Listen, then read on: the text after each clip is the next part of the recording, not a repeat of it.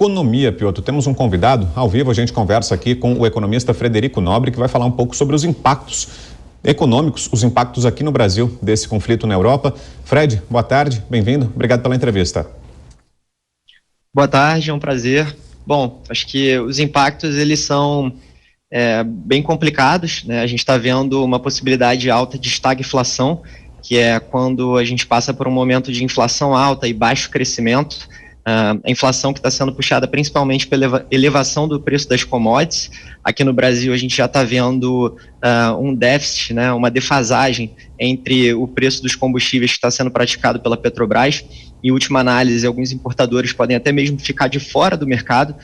A defasagem que já está em patamares máximos históricos dos últimos 15 anos, então naturalmente, apesar da Petrobras não ter repassado preços ainda, inclusive parece que há negociações com o presidente Jair Bolsonaro, essa semana também parece que será votado o PL que está em tramitação no Senado, mas de todo modo é um tema polêmico e é um tema que impacta o bolso aqui no Brasil, que é fruto dessa questão da elevação do preço do petróleo, puxada principalmente pela interrupção do fornecimento russo, né? Que, bom, a gente sabe até agora que os russos eles foram banidos do sistema de pagamento SWIFT, mas continuam as exportações para a Europa, né? Continua o fornecimento de gás natural. Mas a elevação do preço do petróleo, simplesmente por essa possibilidade, também por conta do mercado físico, ninguém querer comprar da Rússia e de outros países, está acontecendo essa elevação no preço. E naturalmente a gente vai sentir isso aqui em algum momento, apesar de não ter ocorrido nenhum reajuste até agora.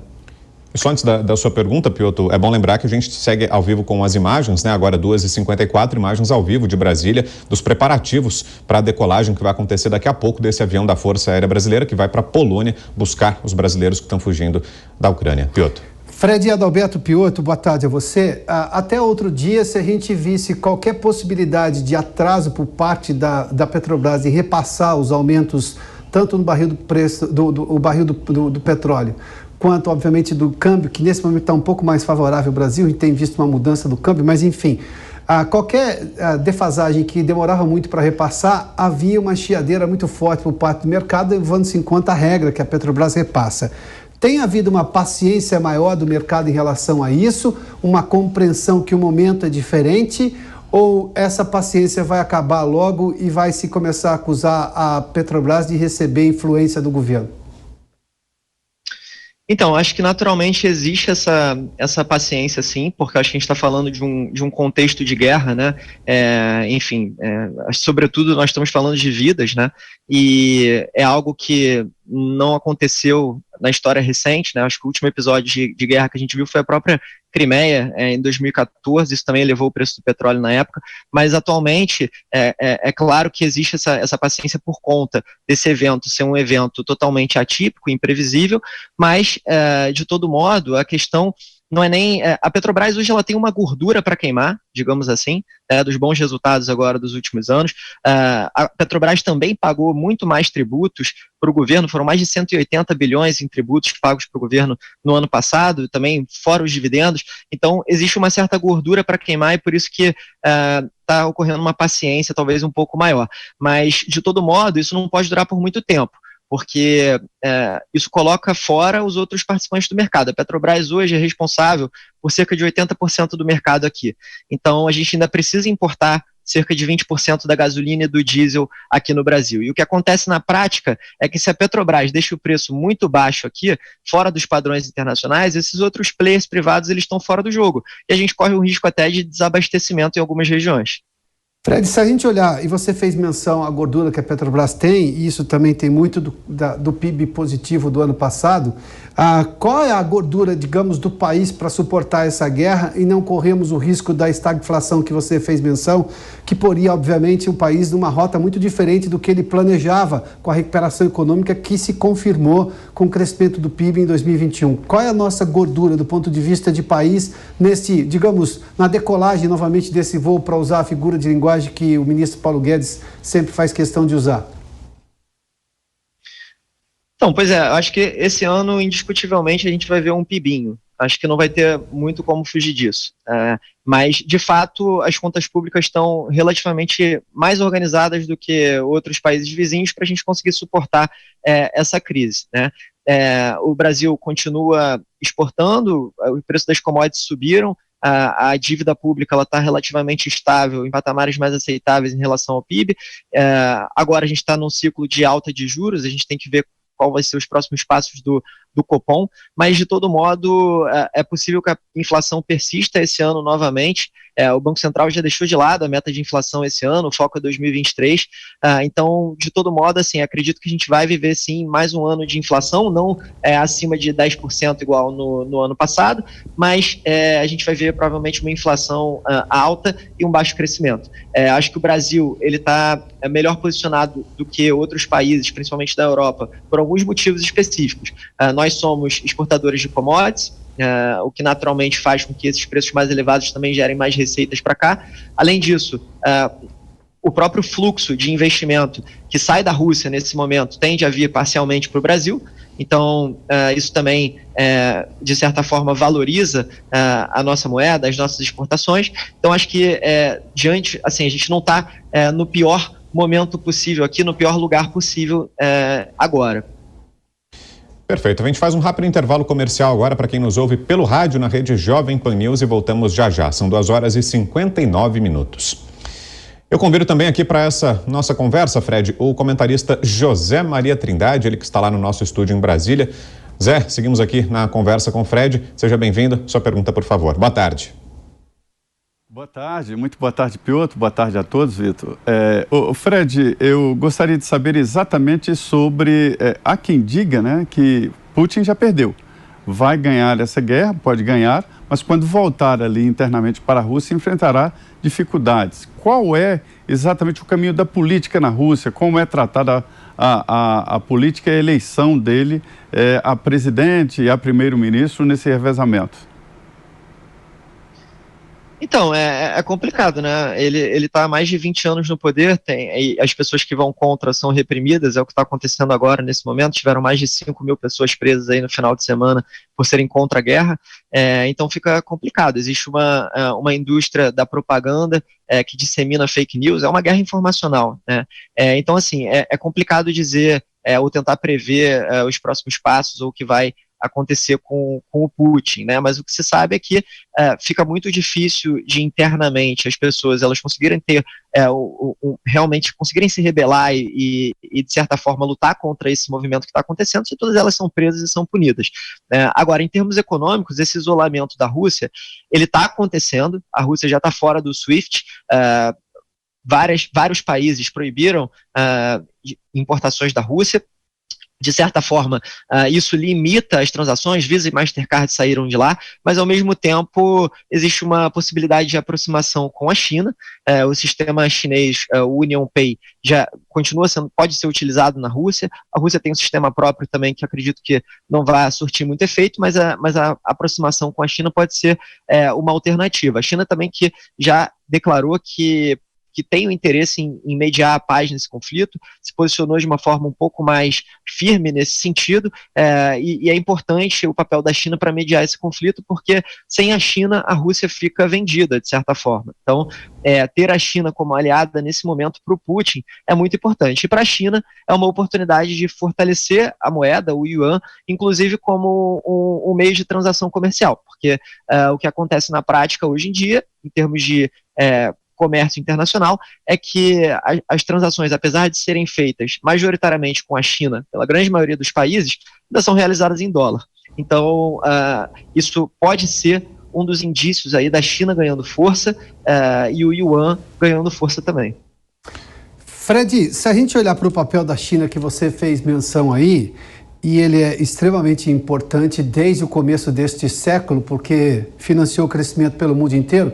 Agora são 3h02 e a gente está também tendo de volta aqui a audiência da Rádio Jovem Pan, nessa cobertura especial da Jovem Pan News, mas não é tão interessante para nenhum lugar do mundo ter uma potência como a Rússia empobrecida. Óbvio que nós temos as sanções comerciais, o objetivo das sanções é justamente esse, as sanções econômicas, de trazer uma pressão maior para o governo russo, mas ignorar que ele vai ficar mais fraco do ponto de vista político, levando-se em conta a repressão que você mencionou, também imaginar uma coisa que é muito difícil de prever agora. E uma potência nuclear enfraquecida economicamente nos traria de novo o pesadelo que tivemos quando caiu o Muro de Berlim. O medo justamente era aquela série de armamentos nucleares cair na mão de, por exemplo, mercenários. E a gente tem esse risco hoje do mesmo jeito. Você imagina que uma vez que passada essa situação mais grave da invasão, ou seja, que se chegue num acordo em relação à Ucrânia, o Ocidente vai fazer sanções para inglês ver ou elas vão continuar duras? Porque eu tenho esse risco de ter uma Rússia, não necessariamente mantê-la forte economicamente, porque você daria a possibilidade de ela continuar sendo agressiva na região onde ela atua. Mas empobrecida nos traria um temor que a Europa, sobretudo, conhece muito bem depois da queda do Muro de Berlim. Uma potência bélica do tamanho da Rússia, com poderio nuclear empobrecida economicamente não é exatamente uma receita de tranquilidade. Você imagina que as sanções podem, digamos, ser fortes do ponto de vista institucional, mas não a ponto de asfixiar a Rússia num pós-guerra? Até agora as sanções foram fortes. Eu acho que o Putin ele não imaginava que seria excluído do SWIFT. O SWIFT, que é um sistema que reúne mais de 11 mil instituições financeiras de mais de 200 países, então tirar a Rússia do SWIFT é um baque. Acho que eles estão sentindo isso de certa forma, acho que não era esperado, mas a grande fonte de receita ainda para o governo da Rússia é a exportação de commodities, principalmente energia, petróleo e gás natural. A União Europeia, os 27 países da União Europeia, importam cerca de 40% do gás natural da Rússia. E isso explica também, de certa forma, a diferença de postura entre uma Alemanha e um Reino Unido. Enquanto a Alemanha importa mais de 60% do gás da Rússia, o Reino Unido tem uma proporção bem menor. Então, a Rússia ela não está totalmente excluída enquanto ela continuar exportando petróleo e gás natural, principalmente para a Europa. O que está acontecendo é que, de certa forma, tem várias empresas multinacionais do Ocidente que pararam de fazer negócio com os russos. E isso sim, acredito que traz um estrangulamento econômico, gera demissões em massa para os russos, e tem muito russo que não sabe o que fazer, e que agora, nesse momento, se vê totalmente desamparado, e por conta disso, a destruição de valor na economia, ela é uma destruição grande, independente da gente ter já outras sanções ou não. Independente desse conflito ele se perpetuar por mais tempo, ou se desenrolar nos próximos dias ou semanas. Então, acho que o impacto ele já é grande para o russo, para a população russa, inclusive para os de mais alta renda, né? A gente viu que as perdas foram de mais de 100 bilhões, o mercado acionário russo caiu para níveis jamais vistos, a mesma coisa para o rublo. Então, assim, fica bem complicada a situação para a Rússia de qualquer maneira. Agora, sem dúvidas que se eles continuarem com o negócio de petróleo e também, principalmente, gás natural, o impacto ele é menos dramático do que se eles ficassem de fora dessas duas atividades. Aí sim seria um enorme problema. Então, o Putin ainda tem essa carta na manga que é o que está relacionado ao setor de energia e o fornecimento para a Europa. Mais uma pergunta, Fred, agora o Felipe Bueno. Fred, boa tarde para você. Eu tinha colocado aqui agora há pouco que a intensidade da corda no pescoço de Putin seria ampliada, né, se o Ocidente começasse a mexer justamente com gás e petróleo. E você já colocou, né, do ponto de vista da Rússia, o que pode acontecer e que planos B, C e D a Rússia tem caso essa corda seja apertada. Agora, do ponto de vista do Ocidente, especialmente da Europa, mas da Alemanha principalmente, né, da relação que a Europa tem com comercial com a Gazprom, por exemplo, e da importância que a Gazprom tem para o governo da Rússia. O Ocidente tem onde buscar gás e petróleo de uma maneira que não haja um caos no fornecimento de energia? Muito difícil que isso aconteça rapidamente, né? Claro que os Estados Unidos também têm um interesse nisso, na medida que eles poderiam substituir, ainda que parcialmente, esse fornecimento de gás na Europa, a preços mais altos, inclusive, mas é muito difícil, o mercado físico de commodities é muito difícil desse tipo de situação de falta de oferta ser resolvido em questão de semanas, às vezes até em meses. Então, os gargalos eles seriam ainda maiores na cadeia de suprimentos, é uma coisa que a gente já está vendo desde a pandemia, que até agora não voltou ao normal, mas que tenderia a se intensificar caso esse fornecimento fosse interrompido. Inclusive, existe atualmente conversações entre membros do governo dos Estados Unidos e da Arábia Saudita para ver a possibilidade de liberar mais reservas, né? A OPEP, a Organização dos Países Exportadores de Petróleo, manteve o ritmo de aumento de produção em 400 mil barris, que é o mesmo ritmo que ela está seguindo desde a pandemia, quando nós tivemos interrupções na oferta por conta da demanda, as pessoas estavam em casa, etc. Então, a OPEP+, ela não aumentou as suas cotas de produção, a oferta de petróleo no mercado. Ao mesmo tempo, existem conversas com o Irã, essas conversas esfriaram, então segue um momento de oferta escassa, né, e justamente por conta disso os preços subiram muito, né? Eu vejo já como difícil com a Rússia dentro do mercado. Sem a Rússia, então, complica ainda mais. Então, os países europeus seguem com bastante cautela em relação a qualquer decisão Fred, de interromper.